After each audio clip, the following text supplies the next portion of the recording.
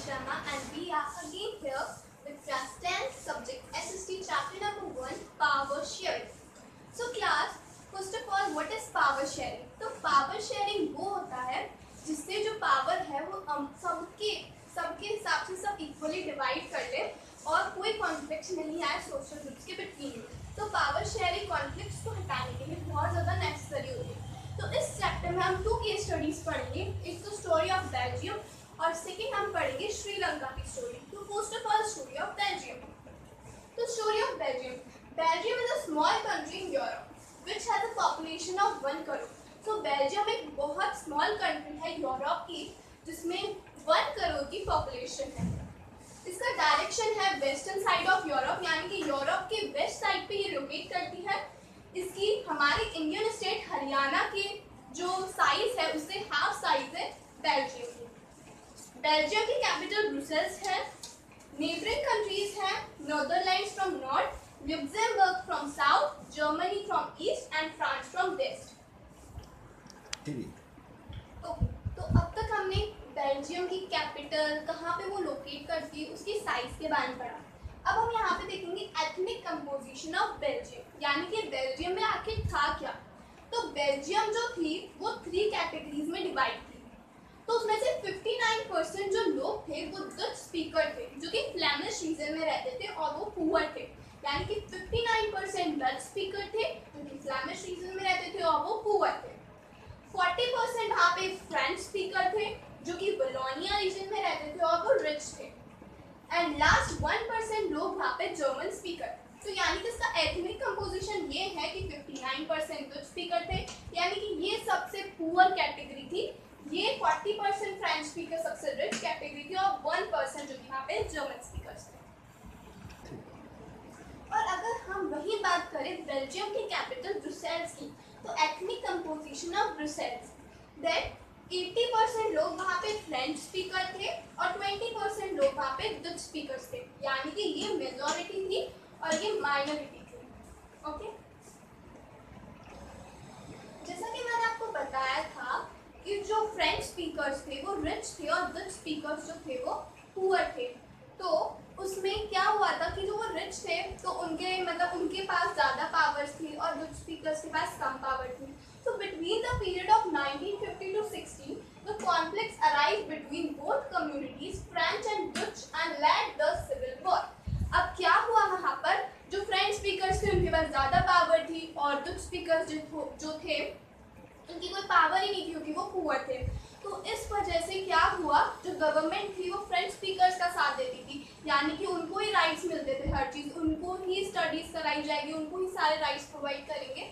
पर जो Dutch speakers उनको कोई राइट्स नहीं था. तो जो डच स्पीकर्स थे 1950 टू 1960 के बीच का जो पीरियड था, तो इन दोनों में फ्रेंच और डच स्पीकर्स जो थे उनमें कॉन्फ्लिक्ट्स आ गए. यानी कि मैंने जैसे आपको बताया था अगर पावर शेयरिंग डेमोक्रेटिकली डिस्ट्रीब्यूट नहीं होगी तो कॉन्फ्लिक्ट्स अराइज होंगे. वैसे ही फ्रेंच को तो पावर थी पर डच को कोई पावर नहीं थी. तो इस वजह से क्या हुआ, डच स्पीकर्स जो थे वो जैसे कि अभी जो होते हैं वो हड़ताल हो जाती है, बस इसी टाइप से जो डच स्पीकर्स थे उन्होंने सिविल वॉर चालू कर दिया क्योंकि उनकी कोई बात ही नहीं सुन रहा था उसको, क्योंकि उनको कोई राइट्स नहीं मिल रहे थे, इसलिए उन्होंने सिविल वॉर चालू किया.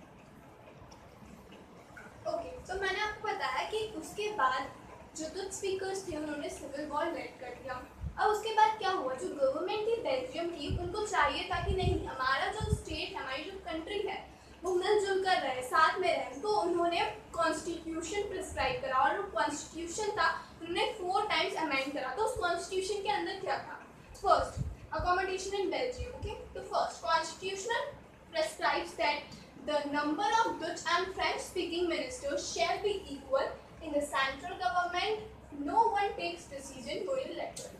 तो कॉन्स्टिट्यूशन क्या बताता है कि जितने भी नंबर है डच और फ्रेंच स्पीकिंग मिनिस्टर्स के वो इक्वल होने चाहिए सेंट्रल गवर्नमेंट में. यानी कि डच और फ्रेंच स्पीकिंग जितने मिनिस्टर्स हैं वो सेंट्रल गवर्नमेंट में इक्वल होने चाहिए और कोई भी, या वो डच का हो या फिर फ्रेंच स्पीकर, कोई भी मिनिस्टर हो, कोई भी यूनिलैटरली डिसीजन नहीं लेगा. सबको एक साथ डिसीजन लेने और सबको इक्वल राइट्स मिलेंगे डिसीजन लेने के लिए.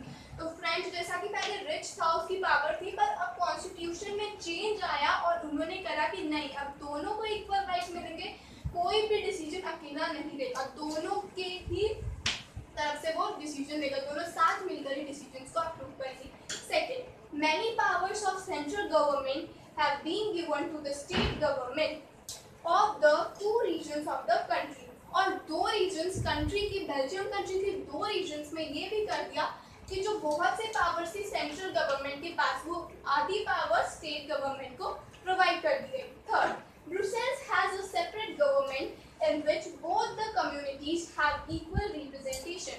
अब ब्रुसेल्स जो कि बेल्जियम की कैपिटल है, तो ब्रुसेल्स में अलग गवर्नमेंट जो थी वो अप्रोच करी गई, जिसमें जो कम्युनिटीज हैं उनके पास इक्वल रिप्रेजेंटेशन रहेगा।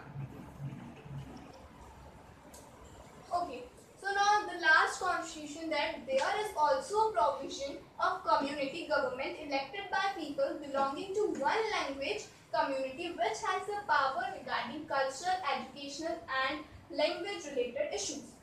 यानी कि वहाँ पे ये प्रोविजन में दिया गया कम्युनिटी गवर्नमेंट को, जो कि पीपल इलेक्ट करते हैं। कम्युनिटी गवर्नमेंट यानी कि ऐसी गवर्नमेंट जो कि हम लोग इलेक्ट करते हैं, वो एक ही लैंग्वेज से होगा, एक ही लैंग्वेज कम्युनिटी से होगा, जो कि उसके पास वो पावर होगी। सिर्फ जो दो स्पीकर और फ्रेंच स्पीकर के बीच में जो कॉन्फ्लिक्ट्स आ गए थे, तो उस कॉन्फ्लिक्ट्स को सुलझाने की पावर इसके पास है। यानी कल्चरल, एजुकेशनल, लैंग्वेज रिलेटेड जो भी इश्यूज होंगे सारी कम्युनिटी गवर्नमेंट ही सॉल्व करेगी। ओके, तो हमने case study of Belgium finish कर ली। हमने उसमें लास्ट में पढ़ा कि जो वहाँ पे कॉन्स्टिट्यूशन अमेंड करे गए थे वो सक्सेसफुल हो गए और फिर वहाँ पे कोई कॉन्फ्लिक्ट नहीं आया। अब जैसा कि मैं आपको बताया था फर्स्ट में कि हम दो केस स्टडी पढ़ेंगे, एक बेल्जियम की और एक श्रीलंका की। तो अब हम पढ़ेंगे श्रीलंका केस स्टडी। तो श्रीलंका की कैपिटल है कोलंबो, उसकी पॉपुलेशन है 2 करोड़, साइज है उसकी हरियाणा की इक्वल, नेबरिंग कंट्रीज है उसकी इंडिया, बांग्लादेश, म्यांमार, मालदीव और लोकेशन है वो south eastern part of Asia, यानी कि एशिया के साउथ ईस्ट पार्ट पर। तो हमने श्रीलंका के बारे में पढ़ लिया। अब हम पढ़ेंगे एथनिक कंपोजिशन ऑफ श्रीलंका, यानी कि श्रीलंका के अंदर क्या। तो 74% वहाँ पे सिंहाला स्पीकर थे जो कि बुद्धिज्म को फॉलो करते थे, इट मींस वो फॉलोअर ऑफ बुद्धिज्म थे। 18% वहाँ पे तमिल स्पीकर्स थे। तमिल स्पीकर्स 2 कैटेगरीज में डिवाइड थे, एक 13% श्रीलंकन तमिल्स जो कि इस्लाम को फॉलो करते थे, 5% जो कि इंडियन तमिल्स जो कि हिंदुइज्म को फॉलो करते थे। यानी कि तमिल स्पीकर्स की परसेंट थी 18%, उसमें से 13% श्रीलंकन तमिल्स थे, 5% इंडियन तमिल्स थे। और इंडियन तमिल्स वो थे जो कि इंडिया को बिलोंग करते थे और वो श्रीलंका में प्लांटेशन वर्क के लिए आए हुए थे। 8% वहाँ पे क्रिश्चियंस थे जो कि इस्लाम और बुद्धिज्म दोनों को फॉलो करते थे। तो ये था हमारा ethnic composition of Sri Lanka. Okay, तो हमने एथनिक कंपोजिशन में पढ़ा कि 74% वहाँ पे सिंहाला स्पीकर थे, यानी कि मेजॉरिटी पॉपुलेशन सिंहाला थी। तो सिंहाला ने ये सोचा कि क्यों ना पूरी कंट्री में हमारा ही हक चले, तो उन्होंने उसके लिए क्या करा, मेजॉरिटेरियनिज्म करा। मेजॉरिटेरियनिज्म क्या होता है?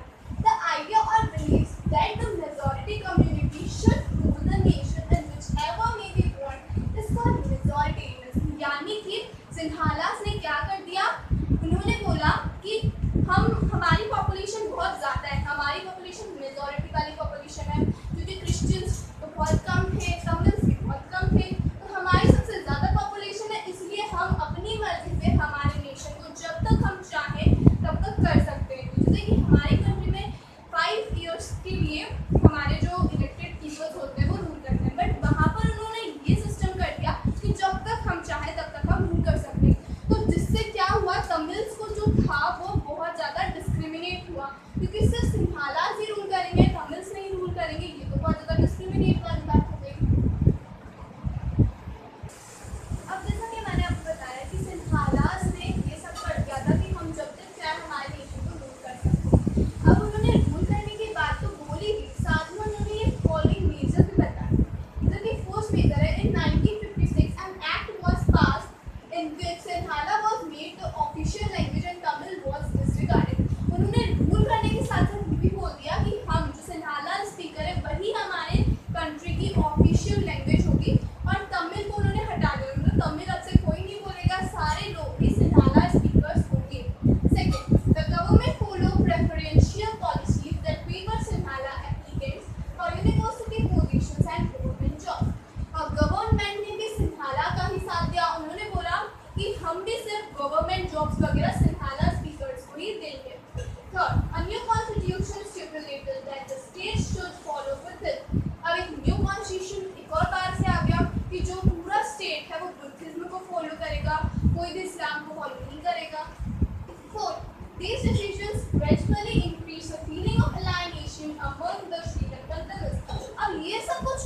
बाद जो तमिल्स थे उनके अंदर एलाइनेशन की फीलिंग आने लगी। एलाइनेशन यानी कि भेदभाव, तो उनके अंदर भेदभाव की फीलिंग्स आने लगी। उनको लगा कि हमें तो पूरा डिस्क्रिमिनेट कर दिया, यानी कि सब राष्ट्र नाला का चलेगा और हम तो उनके गुलाम बन के रहेंगे। ओके, तो तमिल्स को जैसे मैंने बताया था कि उनको डिस्क्रिमिनेशन फील होने लगा, तो उन्होंने बहुत से पॉलिटिकल पार्टीज यानी कि जितने भी तमिल्स के लोग थे सबको इकट्ठा करा करके बहुत बड़ी बड़ी पार्टीज ऑर्गेनाइज करी और फिर उन्होंने फॉर्म करा LTTE। LTTE means liberation tiger of Tamil. Eelam means state, यानी कि liberation tiger of Tamil state. तो उसका union of Tamils demanding equal rights and independent states for Tamil north east. The leader of LTTE is Velupillai Prabhakaran. तो उसमें उन्होंने LTTE में उन्होंने क्या डिमांड रखी कि हमें अब अपना एक अलग स्टेट चाहिए, कि अगर जो सिंधाला स्पीकर है वो अपना हक जताना चाहते हैं, अपना ही रूल करना चाहते हैं, तो वो उनकी स्टेट में करे और हमें श्रीलंका का नॉर्थ ईस्ट पार्ट दे दे और उसमें हम इंडिपेंडेंटली रहेंगे। और ये जो LTTE था उसका लीडर कौन थे? वेल्युपिल्लाई Prabhakaran. Now why power sharing is desirable, यानी कि पावर शेयरिंग अच्छी क्यों होगी, पावर शेयर करना अच्छा क्यों बात है? उसके दो रीजन हैं। फर्स्ट है प्रूडेंशियल रीजन, सेकंड है मॉरल रीजन। प्रूडेंशियल रीजन में आता है कि power sharing is good because it reduces conflicts between social groups, यानी कि जैसा कि हमने पढ़ा कि डच स्पीकर और फ्रेंच स्पीकर में बेल्जियम वाले केस में हमने पढ़ा था कि उनके बीच में कॉन्फ्लिक्ट्स आ गए थे, बट बाद में जब कॉन्स्टिट्यूशन अमेंड हुआ तो सबको इक्वल राइट्स मिलने की वजह से कॉन्फ्लिक्ट हट कर दी, यानी कि सबको पावर मिलने की वजह से। तो पावर शेयरिंग इसलिए अच्छी होती ताकि कोई कॉन्फ्लिक्ट ना आए, किसी को भेदभाव ना आए मन में कि इसको सब राइट मिल रहे हैं पर हमें कोई राइट नहीं मिल रहा। सेकेंड है मोरल रीजन। मोरल रीजन क्योंकि ये पावर शेयरिंग बहुत ज़्यादा वैल्यूएबल होती है और ये स्पिरिट भी है डेमोक्रेसी की। अब हम पढ़ते हैं modern different forms of power sharing, यानी कि there are different modern forms of power sharing. So first, power is shared among different organs of government such as the legislature, executive and judiciary. यानी कि जो power है हमारी country में, जो power है वो shared होती है different organs पे, जैसे कि legislature है, executive है, judiciary, यानी कि इन सबको separate powers given है। तो इस power को हम horizontal form of power sharing भी बोल सकते हैं या फिर horizontal distribution of powers भी बोल सकते हैं। Because अब क्यों बोल रहे हैं हम इसको horizontal power distribution? Because it allows different organs of government placed at the same level to exercise different powers. क्योंकि ये different levels हैं। अब ये executive, legislature, judiciary different levels हैं, different काम है इनका, but इनको same power मिली गई है। ऐसा नहीं कि judiciary को ज़्यादा है, legislature को कम है और कोई भी इनमें से अपनी unlimited power यूज नहीं कर सकता। जैसे कि legislature का काम है laws को बनाना, अब वो लॉज बना के वो एग्जीक्यूटिव को देगा, अब एग्जीक्यूटिव लेजिस्लेचर को चेक करके वो लॉज जुडिशरी को देगा और जज जो होगा वो लॉज को इम्प्लीमेंट करेगा, यानी कि इसमें एक दूसरे को सब चेक करते हैं, यानी कि ये एक फॉर्म ऑफ पावर शेयरिंग हो सकता है। Now last, second, power can be shared among government at different levels. General government for the entire country is usually called federal government. जो पावर है वो डिफरेंट टाइप्स में शेयर हो सकती है गवर्नमेंट पे भी, जैसे कि डिफरेंट लेवल पे। जैसे कि जनरल गवर्नमेंट जो है वो पूरी कंट्री का होता है, यानी कि हमारी पूरी इंडिया कंट्री का जो गवर्नमेंट होगा उसको हम जनरल गवर्नमेंट ही कहते हैं। तो उसके अंदर जो उसको हम जो पावर देंगे उसको हम बोल सकते हैं फेडरल गवर्नमेंट। अगर उसके पास इक्वल पावर्स है, सारी गवर्नमेंट्स के पास अगर हम इक्वल पावर डिस्ट्रीब्यूट करते हैं तो हम उनको फेडरल गवर्नमेंट भी बोल सकते हैं। So this was all about this chapter. And if you are having any doubt, please ask me on comment box. And thank you for watching. And please like and subscribe to our channel so that you can watch our next videos too. Thank you. Bye bye.